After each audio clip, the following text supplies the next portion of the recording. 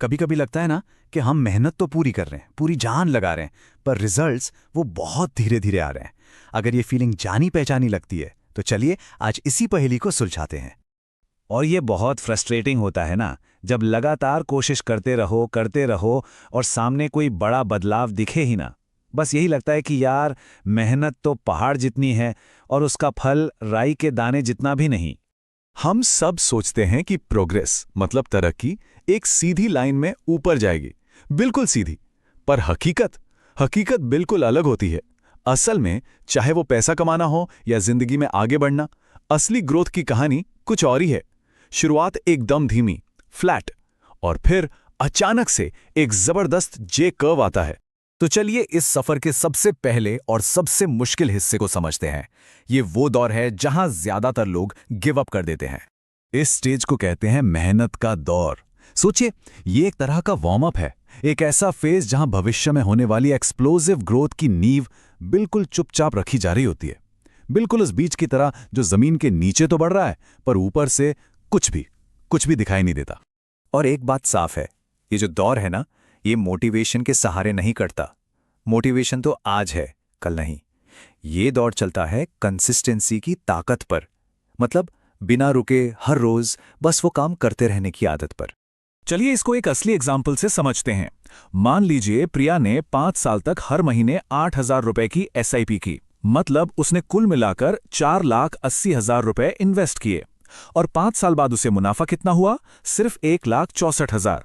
अब जाहिर है 5 साल की मेहनत के बाद ये नंबर देखकर थोड़ी निराशा तो होगी ही।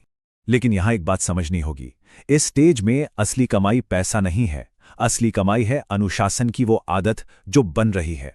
और यकीन मानिए, यही आदत आगे जाकर सबसे बड़ी दौलत बनती है। क्योंकि जो इस मुश्किल दौर में टिक गया ना, असली जादू तो वही देख पाता है।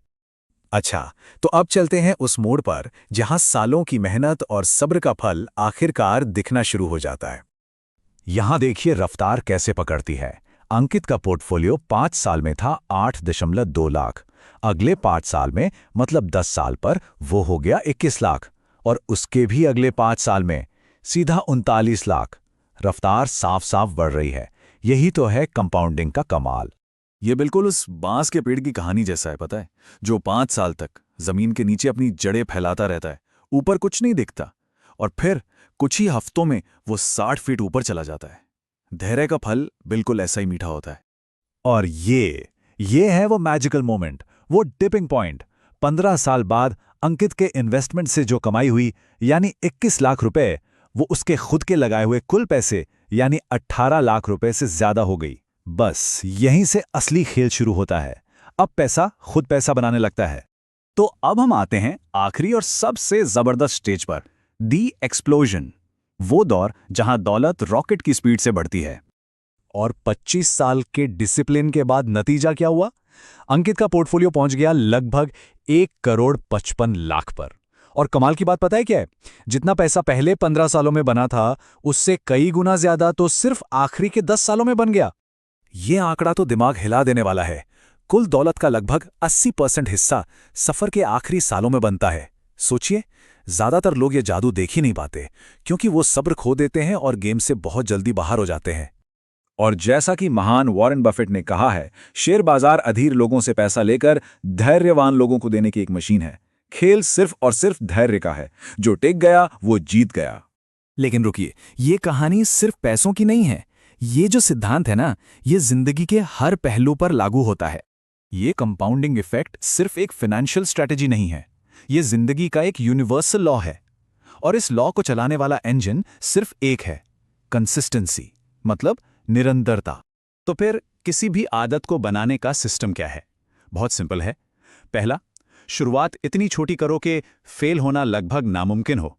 दूसरा, अपने आसपास का माहौल ऐसा बनाओ जो आपको सही काम करने में मदद करे। और तीसरा, बस दोहराते रहो। परफेक्ट होने का इंतजार मत करो, रिपीट, डोंट परफेक्ट। और ये नियम, जैसा मैंने कहा, हर जगह काम करता है। चाहे वो रोज थोड़ा थोड़ा ज्ञान बढ़ाना हो, कोई नई स्किल सीखनी हो, अपनी सेहत का ध्यान रखना हो, या फिर अपने रिश्तों को थोड़ा समय देना हो। लंबे समय में इन छोटी छोटी चीजों का असर बहुत बड़ा, बहुत गहरा होता है। तो सबसे बड़ा सवाल यही है प्रोसेस तो अपना काम कर रहा है, भले ही वो दिखाई ना दे। सवाल बस इतना है कि क्या हम उसे कामयाब होने के लिए वो ज़रूरी वक्त देंगे।